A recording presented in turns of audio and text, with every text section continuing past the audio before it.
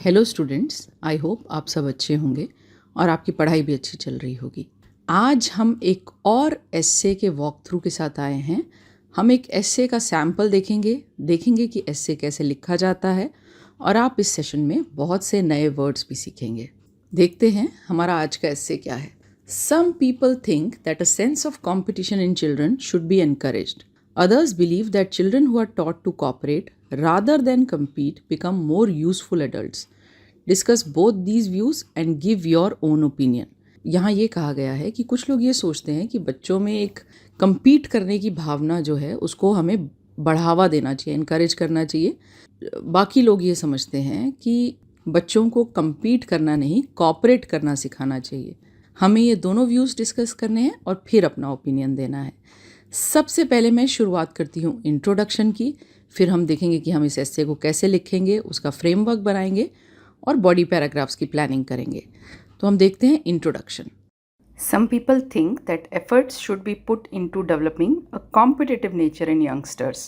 However, others feel children should be inspired to understand the value of a collaborative spirit, as cooperative people can build a better society. I shall analyze both these views before concluding.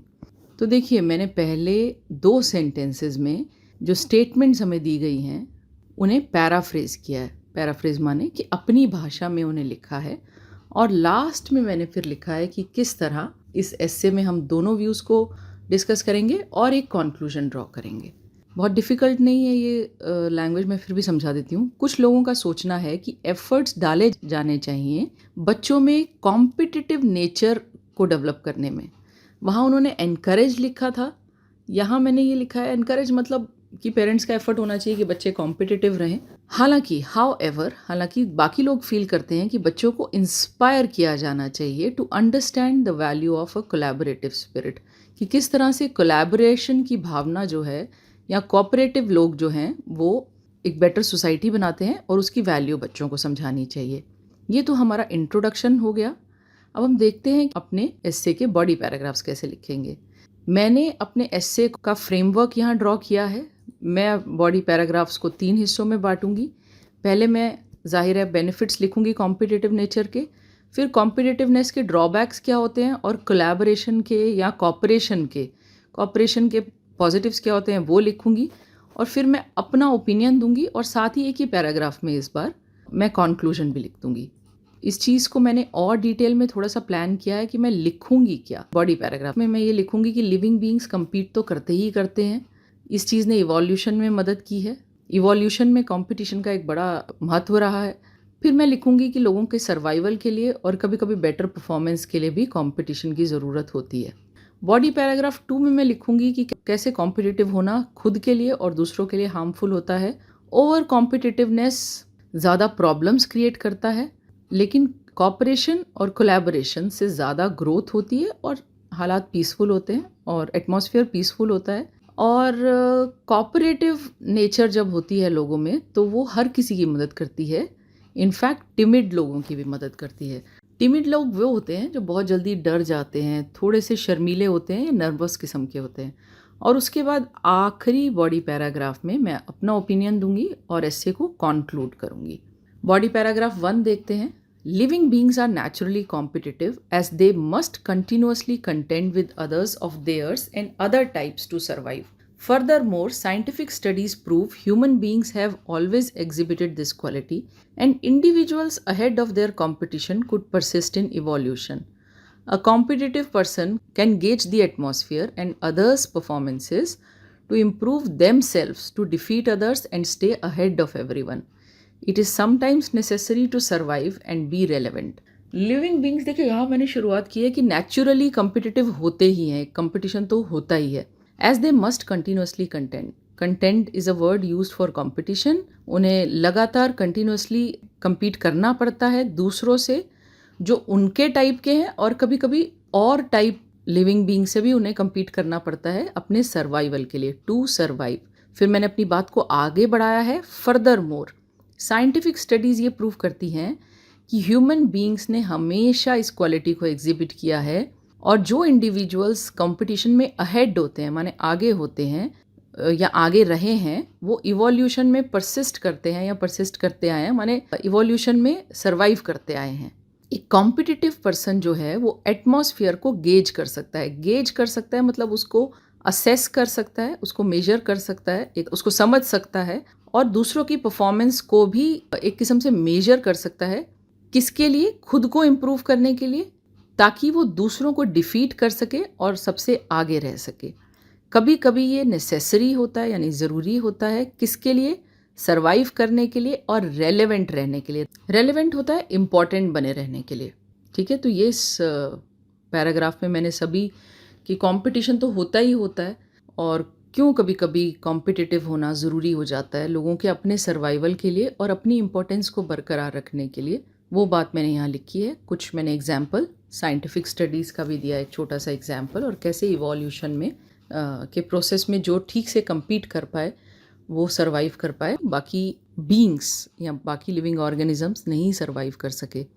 अब आते हैं हम body paragraph 2 में, देखते हैं उसे हमने कैसे लिखा है। हाउ एवर से मैंने इसकी शुरुआत की है। हाउ एवर से शुरुआत करने का मतलब है, जाहिर है मैंने ऑपोजिट बात की है।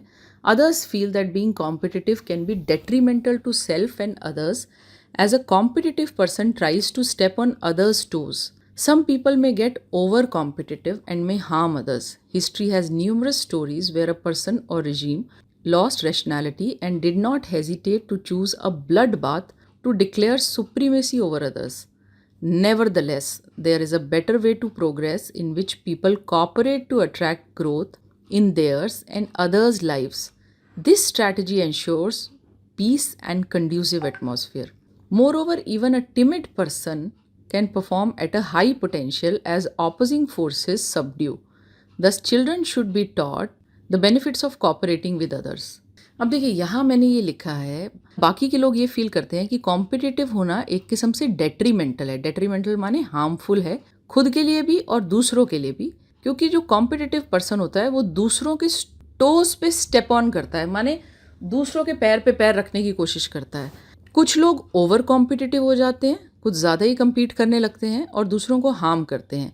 हिस्ट्री में न्यूमरस स्टोरीज़ हैं ऐसे लोगों की जहाँ पर एक पर्सन ने या एक पूरी की पूरी सत्ता ने अपनी लॉस्ट रेशनैलिटी मतलब अपना लॉजिक लूज़ कर दिया और फिर उन्हें कोई हेजिटेशन नहीं हुई खून खराबा करने में, ताकि वो अपनी सुप्रीमेसी यानी कि वो ये डिक्लेयर कर सकें कि वो सबसे ऊंचे हैं ओवर अदर्स। नेवरदलेस, फिर मैंने लिखा है, हालांकि एक बेटर वे है प्रोग्रेस करने का जिसमें लोग एक दूसरे के साथ कोऑपरेट करते हैं ताकि वो ग्रोथ अट्रैक्ट करें, ना केवल अपने लिए और दूसरों के लिए भी, लाइफ में ग्रो कर सके, खुद भी और दूसरे भी ग्रो कर सके। ये बात मैंने लिखी है। यह स्ट्रैटेजी इंश्योर करती है कि ज़्यादा, और यहाँ ग्रोथ पीसफुली होती है, ये मैंने लिखा है, और एटमॉस्फेयर सबको फेवर करता है। फिर मैंने आगे लिखा है वही बात जो मैंने प्लानिंग में लिखी थी। मोर ओवर, मैंने अपनी बात को ही आगे बढ़ाया है।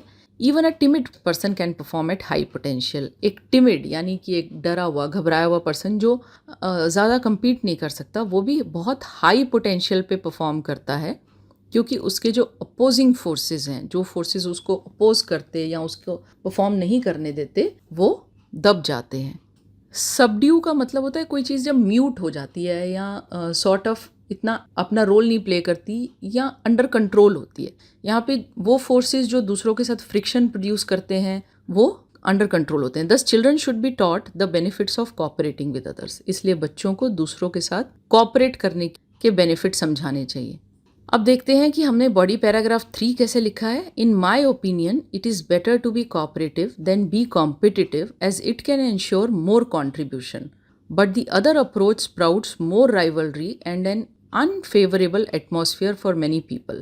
Some people are naturally creative, whereas others may be too timid to defend themselves in a competitive atmosphere. Finally, cooperation has more advantages over competing with others. However, competitive behavior should be practiced in the wake of a political or personal threat. Thus, children should be taught the virtues of cooperation. However, a little healthy competitiveness may be required to ensure survival or to perform better. देखिए यहाँ मैंने लिखा है कि मेरे opinion में it is better to be cooperative. मेरे हिसाब से कोऑपरेटिव होना बेटर है कॉम्पिटिटिव होने से। वैसे मैं यहाँ आपके साथ एक राय शेयर कर देती हूँ कि क्यों मेरी सोच ऐसी है, क्योंकि मैंने अपने इर्द गिर्द जितने ओवरली कॉम्पिटिटिव लोग देखे हैं, मैंने देखा है कि उनमें ओरिजिनलिटी नहीं होती। वो सदा दूसरे को देखते हैं और उस हिसाब से कोई काम करते हैं, जबकि एक कोऑपरेटिव और क्रिएटिव इंसान अपनी तरफ से कुछ नया बनाने की कोशिश करता है और दुनिया को कुछ बेटर देने की कोशिश करता है। इसीलिए मैं कॉम्पिटिटिव लोगों से दूर रहती हूँ। सो यहाँ मैंने ये लिखा है, it can ensure more contribution. इससे हमारे काम में ज़्यादा कॉन्ट्रीब्यूशन आएगा। जबकि जो दूसरी अप्रोच है, स्प्राउट्स मोर राइवलरी, मतलब वो जन्म देती है राइवलरी को। वहाँ राइवल्स प्रोड्यूस होते हैं। राइवल्स कौन होते हैं? जो आपके साथ compete करते रहते हैं। और जब स्प्राउट का मतलब होता है अंकुरित होना, कोई नई चीज़ का आना, ये शब्द उस चीज़ को बताता है। तो अगर कंपटीशन होता है तो राइवलरी बढ़ती है और हमारा जो एटमॉस्फियर है वो अनफेवरेबल होता है। कुछ पीपल नेचुरली क्रिएटिव होते हैं, वो भी compete नहीं करने में विश्वास नहीं करते, क्योंकि वो कुछ ना कुछ नया क्रिएट करने में विश्वास करते हैं। जबकि कुछ और लोग होते हैं जो बहुत ही टिमिड होते हैं या शर्मीले होते हैं, वो खुद को डिफेंड नहीं कर सकते, अपने लिए खड़े नहीं हो सकते, अपने लिए स्टैंड नहीं ले सकते एक कॉम्पिटिटिव एटमॉस्फेयर में। Finally cooperation has more advantages over competing with others. तो यहाँ मैंने अपना कंक्लूजन दिया है कि फाइनली शब्द मेरे रीडर को ये बताता है कि मैं अपनी बात को कंक्लूड कर रही हूँ कि कॉपरेशन के ज़्यादा एडवांटेजेस हैं, लेकिन हाउएवर कॉम्पिटिटिव बिहेवियर भी प्रैक्टिस किया जाना चाहिए। अगर इन द वेक ऑफ का मतलब कोई ऐसी सिचुएशन आ जाती है जिसमें पॉलिटिकल या पर्सनल थ्रेट होता है। थ्रेट का मतलब कोई एक ऐसी सिचुएशन आ जाती है जिससे हमें खतरा हो, चाहे वो पॉलिटिकल हो या पर्सनल हो, तो फिर हमें थोड़ा बहुत compete करना पड़ता है।